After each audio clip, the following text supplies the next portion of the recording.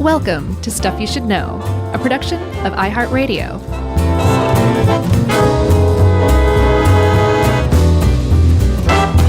Hey, and welcome to the podcast. I'm Josh, and there's Chuck, and Jerry's here too, pushing us around as usual for this episode of Stuff You Should Know. Our second episode for us of the new year, and why didn't we save like a pretty happy one to get going with?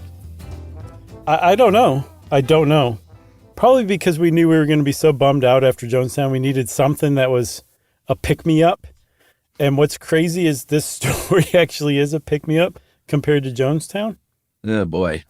That's tough to parse out. So thank you to Livia for diving into this tough story. And also, this episode, we want to issue a very big trigger warning because in it, we are going to talk about a very bad man and some of the bad things he did, which included sexual assault and some of which were with minors.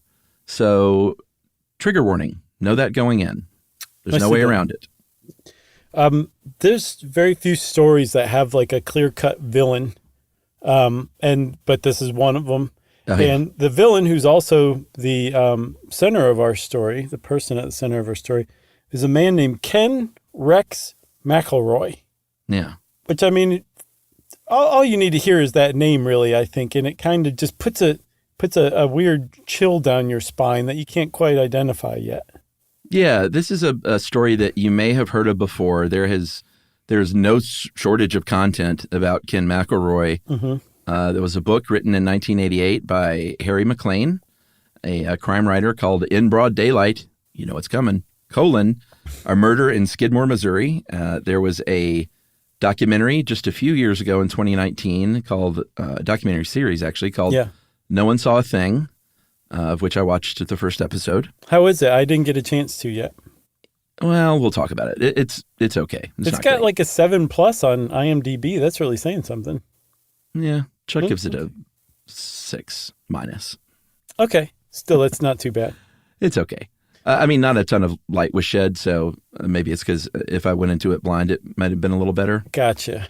But there's also a 1991 TV movie starring Brian Dennehy and Marcia Gay Harden, which I watched a very bad YouTube version of it, mostly. I scrubbed through a little bit of it, but it's actually not terrible for a 1991 TV movie, largely because Brian Dennehy is perfectly cast and awesome. Yeah, he really is.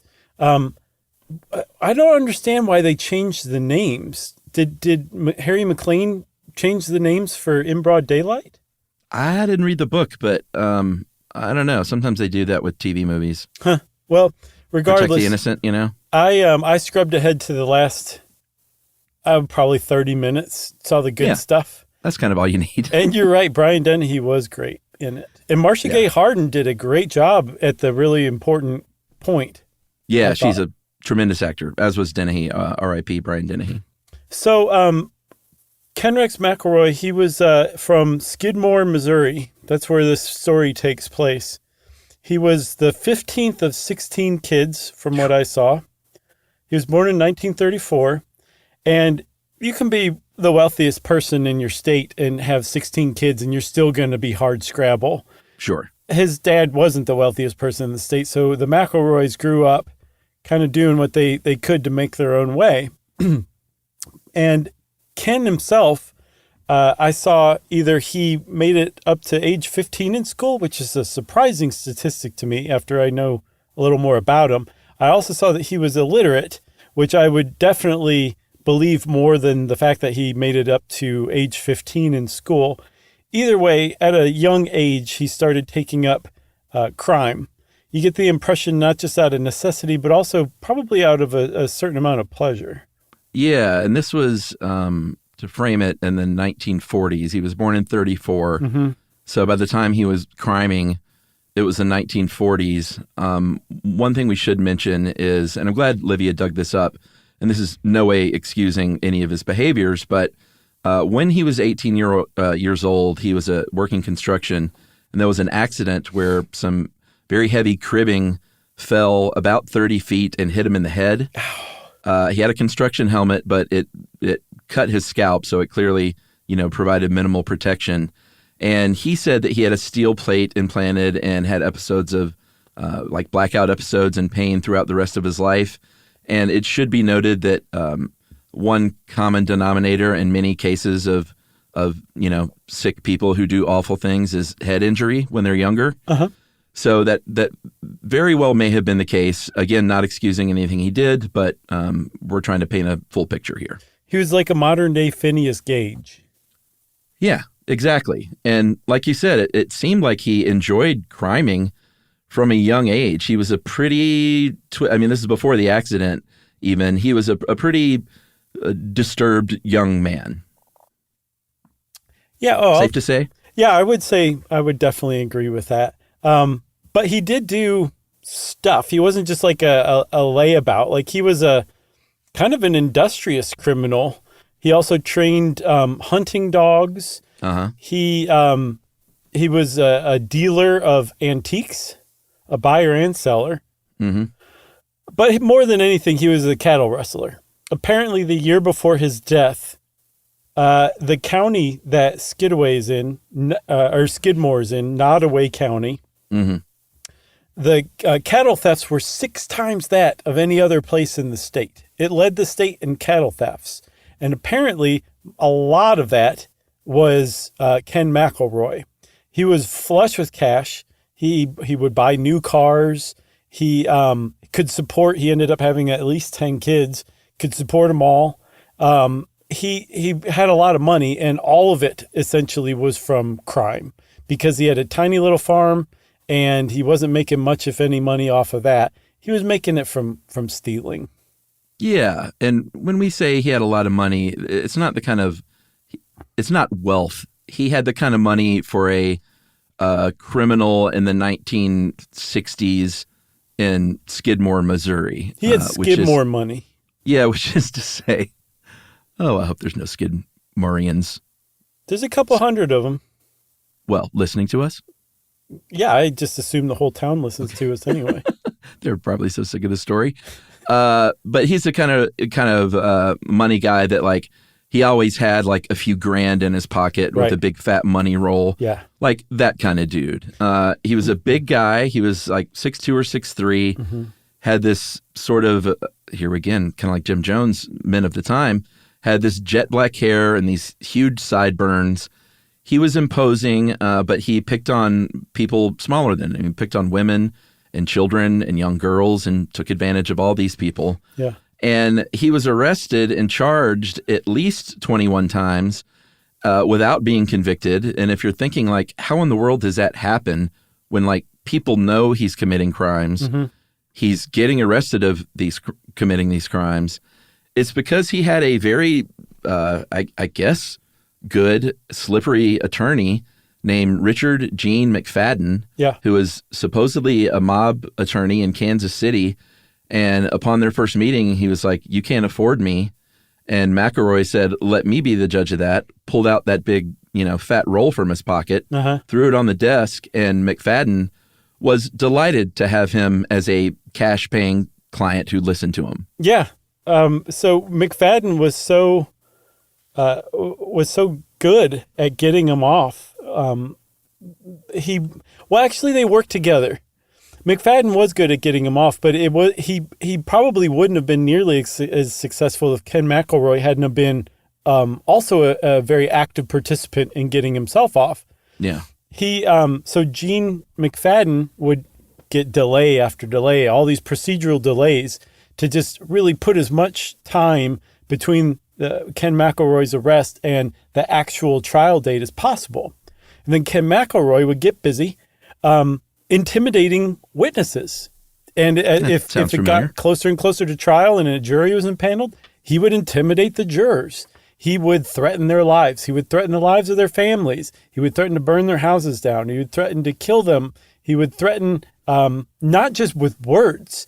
He would intimidate them by parking in their driveways, by brandishing guns at them, by shooting guns in the air sometimes in the night outside of their house. Like, it would take a couple of these for the average person to be like, I can't, this is not what I've signed up for. This guy's scaring me to death. Some people lasted longer than others, but most of the time, almost in every single time, eventually he would intimidate enough of the witnesses that the cases would fall apart. And that is how he became what Crime Library referred to as this Teflon-coated hick. Yeah, absolutely. Like, he shot a guy in the stomach in July of 1976, a guy named Romaine Henry. And yes, you heard me right. Romaine, he's a farmer. Spelled exactly like the lettuce. Was he named after the lettuce? Because was he a lettuce farmer? I don't know. Did they farm lettuce in Missouri? They did in Yuma, Arizona. I think just for the sake of this story, yes, he absolutely was a romaine lettuce farmer. His parents raised him to be one. And named him after that lettuce. Right. So he was shot in the stomach with a shotgun, was not killed, and got away with it. He, you know, in the documentary, like, Romaine Henry pulls up his shirt and he's like, here's where he shot me. And court witnesses, he, you know, like you said earlier, he was, one of his side hustles was raising and training and selling hunting dogs. Mm-hmm. And he was well liked by some people, like the people that he dealt with these hunting dogs. Other crimey type people liked him. So he had this stable of dudes that would go to court and testify on his behalf and provide him with alibis and say, like, he didn't shoot him in the stomach. He was with us at the time of the shooting. So he got away with shooting Romaine Henry in the stomach with a shotgun even. Yeah, and just to make sure that you understand what kind of person Ken McElroy was, the reason that he shot Romaine Henry in the stomach was because Romaine Henry approached him and said, hey, will you please not shoot pheasants out of season on my land anymore? And Ken McElroy responded by shooting him in the stomach because he told him basically to stop shooting birds illegally on that man's land. Yeah. It didn't matter who you were. There was a cop even, a highway patrolman named Richard Stratton. #hero. Yeah, who had, you know, plenty of run-ins, obviously, with McElroy because, like you said, this is a town of, you know, a few hundred people at the time, I think. Yep. Maybe like 400 or 500 even. Yeah. So everyone knew this guy, including, obviously, Richard Stratton.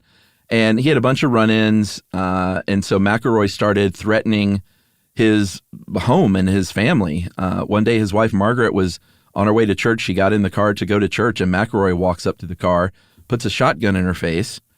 And he did that to cops' wives. He did it to judges. The county magistrate, Montgomery Wilson, was so fearful that he wouldn't take these cases. He would have them moved to other nearby counties. Like, he was, people called him the town bully, but that is the kindest way to describe him because he was also a child molester and rapist.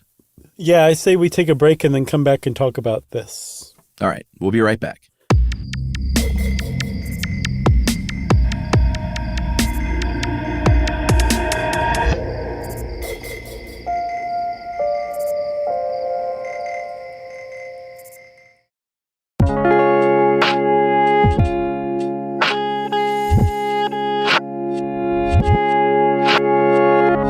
All right. So when we left off, I leveled a pretty serious allegation, which is absolutely true, that Ken McElroy was a child molester and rapist, and this is 100% true. The story gets very twisted and convoluted here, but it's kind of hard to follow along because he was married and then had a girlfriend and a wife at the same time, but then another one, and then another one would come in, and they're overlapping, and he's having kids with most of them, and it gets very confusing, but like you said, he fathered 10 kids. A lot of them were with underage girls. Mm-hmm. He got married for the first time in 1952 when he was 18 and his wife Olita was 16. And it's not like he calmed down or anything. He would prey and stalk and groom girls as young as 12 and 13 years old, one of which was a 15-year-old named Sharon. And it was sort of a familiar pattern where he would groom and stalk these young teenage girls.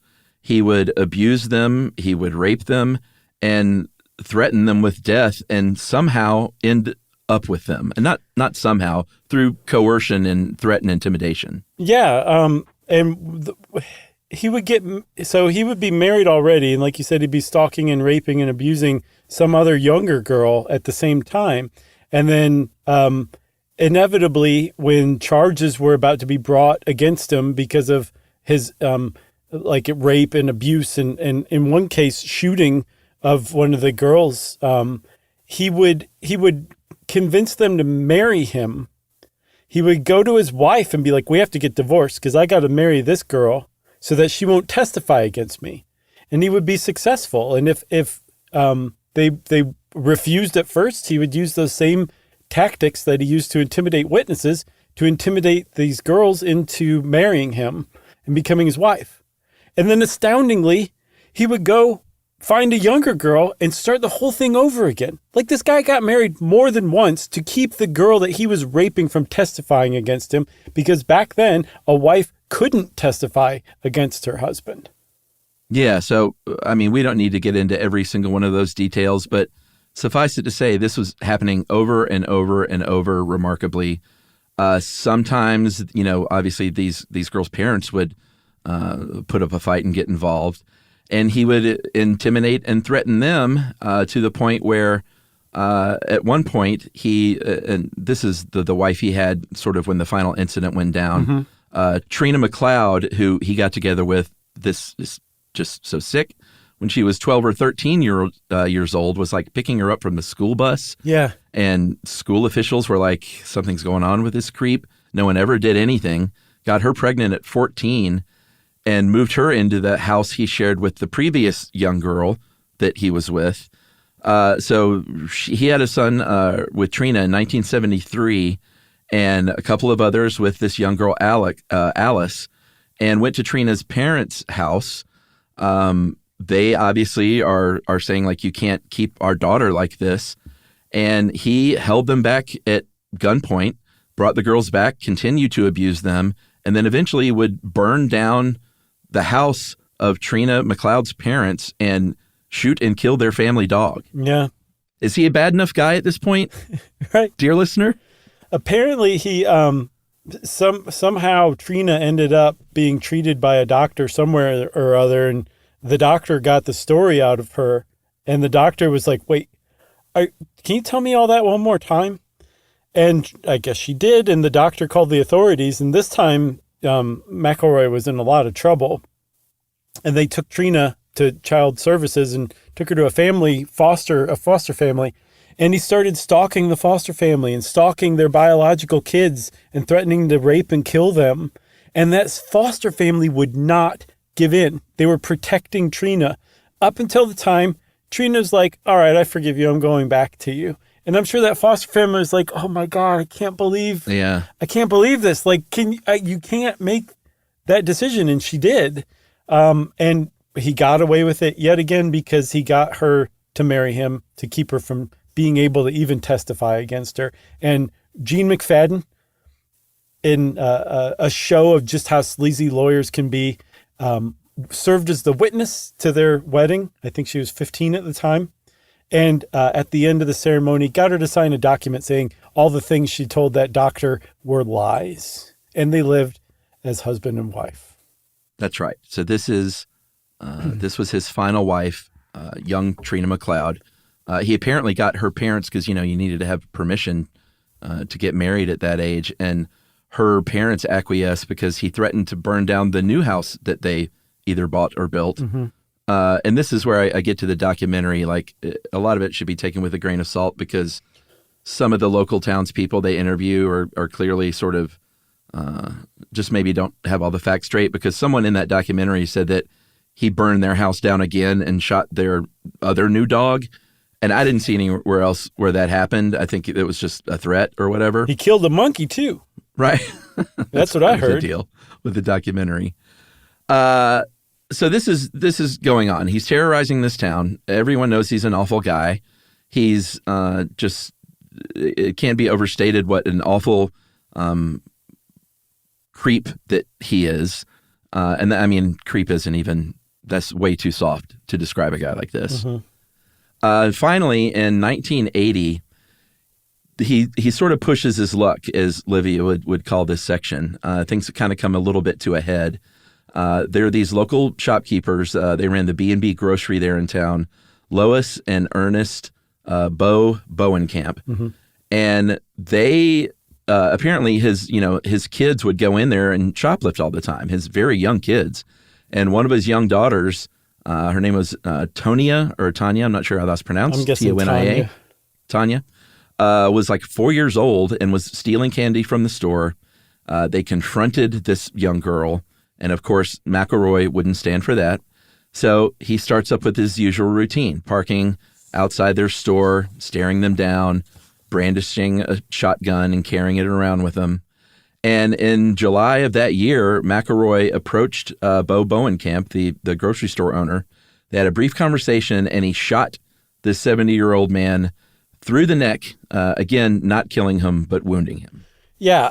And so Bo and Lois Bowenkamp were like beloved in the town. Oh, yeah. This is a big deal. He had assaulted a beloved elderly shopkeeper, grocer, who fed the town.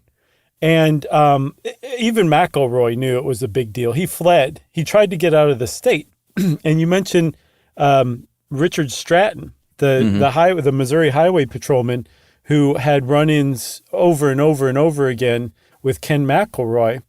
Well, he was out on patrol that night when that happened, or that day, I guess. And he got the All Points Bulletin, to be on the lookout for Ken McElroy.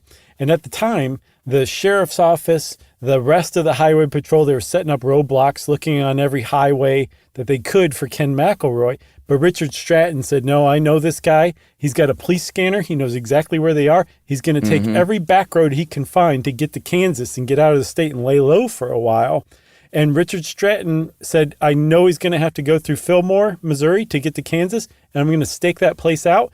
And in short order, Ken McElroy came driving through in his Silverado with Trina in the seat, and he ended up getting busted by Richard Stratton. He was caught. And this, again, even he knew this one was a big deal. Yeah. Yeah. He finally was taken into custody. This time I don't know if he just had an instinct that there was probably no way out of this one. But he hired his trusty lawyer again, McFadden, who said, all right, let's move this thing to Harrison County, first of all. And here's our plan is we're going to say that this was a dispute with Bowenkamp, this sort of argument you guys had over your daughter stealing, and that he pulled a knife on you, and that it was self-defense, and you were forced to do that. He was still using his typical playbook intimidation tactics on the Bowenkamps, but they refused to budge, which was great. So that was their defense. We should also mention, while this is going on, he continues his reign of terror on the town. There was a Christian church whose minister was Tim Warren, and if you don't know anything about sort of small town, actually probably even larger town ministers, part of their job, they don't just get up there and preach on Sundays, is they have to minister to the congregation in their community. So they will do things. Preachers and ministers will come and check in on people if they're sick. They will visit people in the hospital if they're injured or having some troubles. And this is what Tim Warren was doing when he checked in on, or had planned to check in on Lois Bowenkamp. And he got a call saying, don't go see old man Bowenkamp. It's going to be bad news for you. He did it undercover by borrowing a friend's truck and going in that, but got a call, was like, hey, I knew that was you there in your friend's truck. Nice try. And if you do this again, I'm going to rape and murder your wife. Yeah. So the local Reverend Lovejoy is just told that his wife is going to be raped and murdered, right? That's right. I didn't get what the point of that was. Did you? I didn't see any interpretation of that. I just saw it explained or described. I never saw it explained. Well, I think just anyone sort of on the Bowenkamp side, because who knows, the Reverend could have been called to testify or something. Who knows? I got you. That makes sense. I think he was just trying to shut it all down, kind of like with the town marshal, right? Yeah, so the town marshal, nice setup. David Dunbar was 24 at the time. And if you were town marshal of Skidmore, you not only had to call the sheriff when there was an actual real trouble, because you weren't really allowed to do anything, you had to provide your own gun. The city would pay for your ammunition, but you had to provide your own gun. And David Dunbar was like, I don't even care about this job. I took this job because I wanted to win a bet that I had with my buddy for a case of beer. Right. And so in short order, he gets pulled into this whole thing by Ken McElroy, who pulls a gun on him, holds him at gunpoint. I saw for like 20 minutes at the Pumpkin Festival. Yeah. Not Punkin' Chunkin'. No, the Pumpkin Festival, or the Pumpkin Show. That's what I saw it as. Yeah, they chunked no punks. Yes, no. But David Dunbar did say, like, that's it for me, man. I really didn't care that much about this job anyway. I'm not going to stand up to Ken McElroy. You guys need to find yourself another marshal. And they said, fine, we will. And then they couldn't. So the town was without a marshal even for a little while. They probably didn't need one. I mean, it doesn't sound like it was very effective as positions go. And also the other thing I said, they need to call the sheriff. I saw someone intimate that the sheriff may not have either taken Ken McElroy and the trouble he caused seriously, or he may have been a friend or a sympathetic ally or something to Ken McElroy, because apparently he was not super responsive to Ken McElroy trouble calls. You know, he was interviewed in this documentary. He certainly didn't seem sympathetic. He might have been intimidated as well. Yeah, I guess that's possible. I wouldn't blame him, frankly. So this takes more than a year, or I'm sorry, close to a year to come to trial because of all the delays that, McFadden, that's his game. Finally it does, and there's another Green. Like almost everyone in this story seems like they were like very young at the time. Yeah. The prosecutor, his name was David Baird. He was a super young attorney. He was the county prosecutor, so named just a few months earlier. And all of a sudden, this kid is charged with prosecuting the case. He convicted him of second-degree assault and sentenced him to 2 years in jail. Mm-hmm. And this was the very first conviction after this years-long reign of terror on this town that he faced. Of course, McFadden appealed. The judge said, you're out on $40,000 bail. And Baird said, oh, sounds fine to me.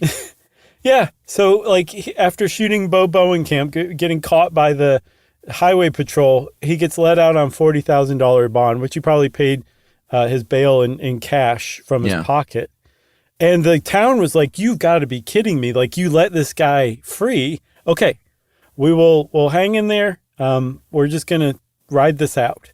And almost immediately, Ken McElroy was like, how can I get my bond revoked? I know.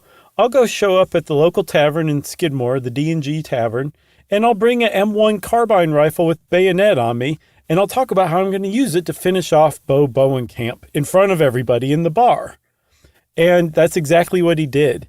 And there just happened to be a couple of brave souls. One of them was Pete Ward. I think it was he and his sons who went and confronted him about it, and then went and filed a complaint and said, this guy needs his bond revoked. And a bond hearing was set up 10 days from then. And that set up all of the machinations that were now going to bring this story to its climax. Is it time for an ad break? Have we had our second one? I mean, if that's not a perfect setup for an ad break, then we've never had one.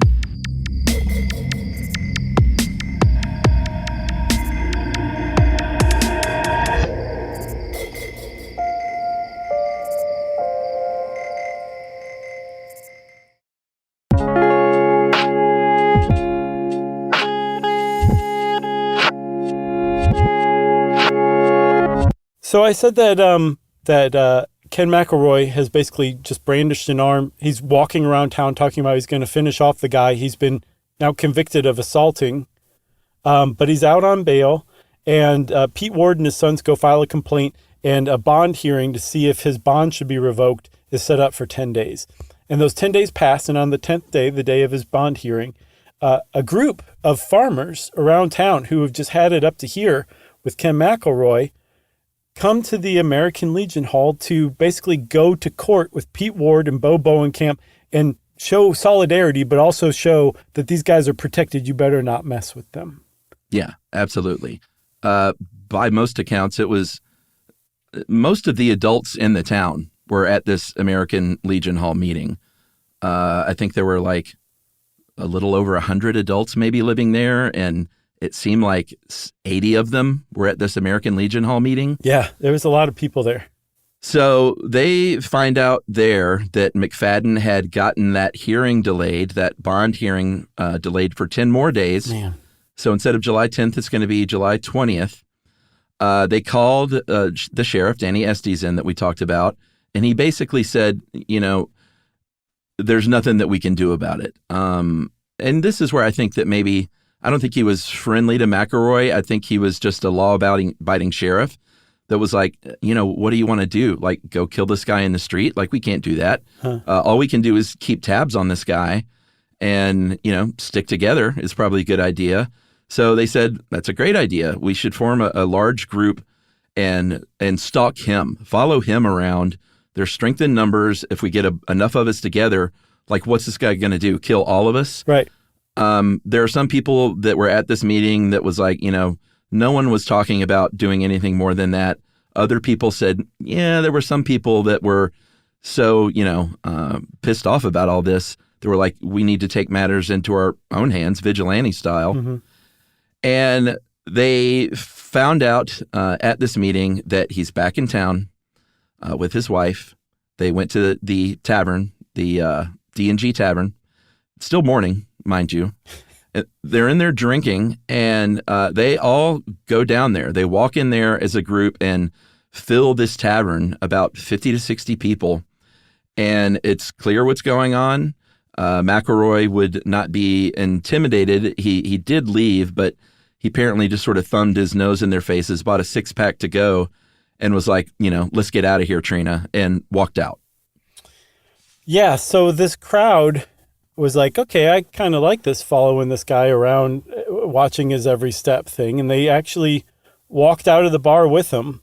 And supposedly there was between 30 and 60 people. Some people had cleared out. Romaine Henry, whom he'd shot in the stomach before, said that he sensed that this crowd was possibly out for blood and he didn't want to have anything to do with it. So he left. So not everybody who was in the VFW hall or the American Legion hall was in the parking lot of the D&G Tavern, but a significant number of people were, and they had Ken McElroy and Trina surrounded in Ken McElroy's Silverado. Ken McElroy apparently had the car turned on, still had it in park. He pulled out a cigarette, and I saw that he either had just lit it or was about to light it when somebody shot him in the head with a high-powered hunting rifle, and then followed that up with a shot to the neck, with Trina right next to him, who was suddenly covered in his blood. Yeah, through the back windshield of the pickup truck. I imagine instantly killed him with that first shot. His foot slams on the gas, and this thing is revving at like full bore, this old truck, starts smoking and eventually blows the engine, and it just goes silent. Trina apparently urinated herself, was initially told to stay in the car or she would be killed too, and then gets hustled out of this truck into a nearby bank, and a bunch of more shooting happens until the shooting stops. It's about 20 seconds worth of shooting. People go up, peek in this truck. McElroy is hunched over. No one helps the guy at all. And in the end, they figure out he was hit by two different bullet types. So two different guns had actually made contact with his body, two different bullets. So, in the documentary, again, there were people that were like, 5 or 6 people shot him, 3 or 4 people shot him. Like, everyone sort of got their own story. But as far as the, autopsy goes, there were 2 different calibers of bullet. Yeah, because here's the twist to this whole story. We don't know, at the very least, the law can't say who killed Ken McElroy. There were between 30 to 60 people who were standing right there when he was killed from several feet away, and no one saw a thing. The town circled the wagons and clammed up to this day. Yeah. The town fully cleared out right after that, and he was just sitting there alone in the middle of town, dead in his truck. Apparently, they went into some local businesses, and this one woman in the documentary said we were just sort of hanging out in there, and someone came in and said, "It's over. You can sleep tonight. Now just stand behind us. Yeah. And they did, man. They did. The law, I saw, depending on who you ask, the law took this very seriously, like any other murder, and investigated it and tried to prosecute it. Others are like, yeah, the local law didn't try that hard because everybody knew that this was actually justice, even though it was a grotesque form of justice. Yeah. Either way, no one was ever prosecuted. No one was even ever arrested or charged with the murder of Ken McElroy because not a single witness would crack. There was apparently one witness who shortly after said that they saw a man named Del Clement and another man speed off very quickly right after the shooting. And that person apparently said, "Oh, I'm sorry, I was mistaken." That's the closest the cops got to a witness statement about who may have shot Ken McElroy. No one would say anything. Some people were interviewed 5 to 6 times, and no one cracked. They would not crack. And yet, whoever said that they saw Del Clement speed off was probably telling the truth, because Trina, Ken's wife, who by this time is 24 and looks a lot like somebody who would have been friends with Eileen Wuornos, it says that she turned around right before the shooting started and saw very clearly Del Clement, co-owner of the D&G Tavern, taking aim and shooting Ken McElroy in the head with his deer rifle.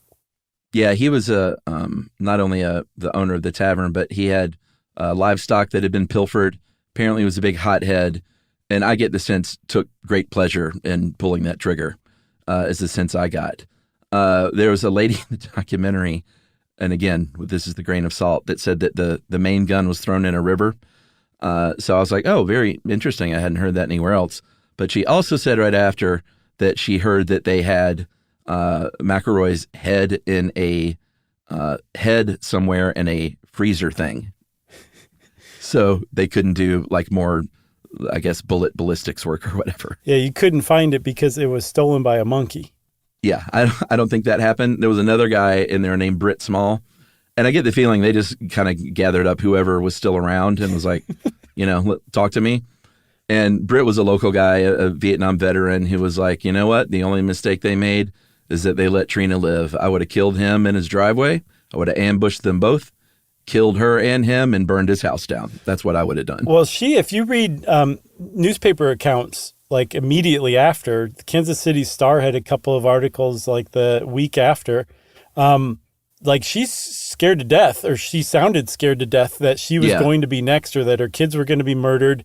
And then, of course, the townspeople that they interviewed for the same article are like, no one wishes her any ill will. Right. She's not in any danger. But she swore that she was told to stay out of Skidmore, don't ever come back, or else she was going to get it and her kids would be after that. I don't know. It probably just depends on which town person you talk to. I mean, both things can be true. They could have felt like she was a victim, but also, please leave. Yeah, exactly. And apparently when she was hustled off to the bank, whoever did that saved her life, because even if they hadn't have been aiming for her, she probably would have gotten hit by a stray bullet after that second round. Oh, yeah. But when she was hustled to the bank, there was like a crowd, like you said, of people there that seemed to be just sitting there watching. Like people knew what was about to happen or what was going down. And she said they didn't need to do them like that. And someone said they had no choice. So even if you didn't agree with that mob justice that had taken place and you were a Skidmore resident, at the very least, you weren't about to turn on your fellow townspeople. Certainly not for the likes of somebody like Ken McElroy or Trina. Yeah. And in the end, they couldn't, with only Trina's word, there was nothing they could do. That young prosecutor Baird and the FBI said, this is all we've got. We can't move forward. Everyone else is saying they don't know what happened. The FBI closed their investigation on September 2nd, 1982. And I believe the police chief, Hal Riddle, was running the investigation. And he said, he was really trying to get this case to go to trial because he is a law enforcement officer, and they weren't all like, great, mob justice. They were like, we should have handled it to begin with, right? But you certainly can't handle it this way. And he said it was the most frustrating case of his career. And basically, like, this town got away with murder. Yeah, and if the local law enforcement didn't work hard enough, that was par for the course. Because if there was any theme to this, aside from this horrible bully, it was the local institutions failing the community time after time after time after time. Yeah. For any number of reasons, because they were intimidated, because they were corrupt, who knows? But that was like the subtext of this whole thing, is that this community essentially had to take matters into their own hands, or else this guy was going to eventually kill somebody. Yeah. And they just decided that that was not going to happen. They were going to stop it before it happened. So it's tough to fault them for what they did, even though I don't agree with that. I understand why they did it. Well, I think you can not agree with mob justice and also say the town of Skidmore and the world was probably better off without this child rapist walking around. Yeah, no, You know? you're right. I like your theories. I'm going to subscribe to your newsletter. So as for Clement, one of the supposed shooters, he never said a thing about it. He died in 2009. Trina in 1985 filed a wrongful death civil case against the mayor, Clement, and the sheriff for $5 million, settled for $17,600. The defendants didn't have to admit to any wrongdoing. They just wanted it to go away. She got remarried in a couple of years before that in 1983, so 2 years after the killing. And she died in 2012, and there was no mention of that life of hers in her obituary. I think she really put it behind her, and I hope at some point, there are interviews with her. That's the one interesting thing about the doc. Like, not too long after their interviews with Trina McLeod, I would hope that at some point she realized that she was a victim. Yeah, I hope so too. And came to on that, but who knows? Because I mean, there's a certain amount of like grudging admiration you have for her. At the very least, it's like, man, this girl is so twisted. She was like a really ardent defendant of her husband's reputation and honor and memory. And like really she was really like mad that they had killed him. Yeah. One other detail I saw was that she offered a $5,000 reward for information about who killed him, somebody to come forward. But she didn't have $5,000. She was putting it up against the movie rights she presumed she would eventually be paid for. Oh, interesting. Yeah. So I'm not sure. I don't think anybody would have taken the $5,000 anyway, but certainly not a phantom $5,000 that didn't actually exist yet. Yeah. As for the attorney, he was always like, he was never like, oh, I really regret representing that dirtbag. Right. He was pretty proud of his work. He had a long career as a lobbyist, working in the legislature there in Missouri, and apparently would buy copies of McLean's book and have McLean sign them and hand them out to all the delegates in the state Senate. He died in 2012. Like I said, very proud of his work. And Stratton, the highway patrolman that we mentioned, was the guy who, in an interview, said, they did what they did because we didn't do our job. And I think he felt forever bad that the law enforcement had failed that town. Yeah, he also said in that same interview he knew for sure who did it, and he wasn't ever going to say. I think it was Clement. I just don't know who the second shooter was. The guy that says he would have killed them both and burned their house down claims that he knew the second shooter, but he wasn't saying either. Yeah. You got anything else? I got nothing else. Quite a story. Yeah. Man. Yeah, thanks. And thanks to Olivia for helping us with it. And since Chuck said good pick, that means, of course, it's time for a brand new listener mail. That's right. This is a follow-up on what I thought was a really good episode that I enjoyed on Kenton Grua and the Grand Canyon River Speed record. Great episode on that, guys. I read the book a few years ago, and to answer a question you had about the 11 p.m. start time, as I recall, you're correct in their desire to employ the cover of darkness. There was also another, probably more important issue that led to that decision. Per my recollection of the book, it was the timing of when they would run into the rapids where they eventually swamped the boat. There was a stretch they had expected would be the crux of the trip. As you pointed out, Kitten and his team were tenured river rats who knew all the river like the back of their hand. However, the unique dynamics of the unprecedented CFS meant that they were uncertain of exactly how fast they would be moving. By starting when they did, they were able to more or less ensure that section of the river where they flipped would be squarely in the middle of the day. A good worst-case scenario and good pre-planning. And that's from Noah. That sounds like a very reasonable assertion. Yeah. Thanks a lot, Noah. I'm not going to challenge him on it. Heck no. Yeah, okay. Well, if you want to be like Noah and be like, hey, I got you guys. You have a question? I'm a Noah. Then get in touch with us. Do it like Noah did. Do everything like Noah did. Send us an email to stuffpodcast@iheartradio.com. Stuff You Should Know is a production of iHeartRadio. For more podcasts from iHeartRadio, visit the iHeartRadio app, Apple Podcasts, or wherever you listen to your favorite shows.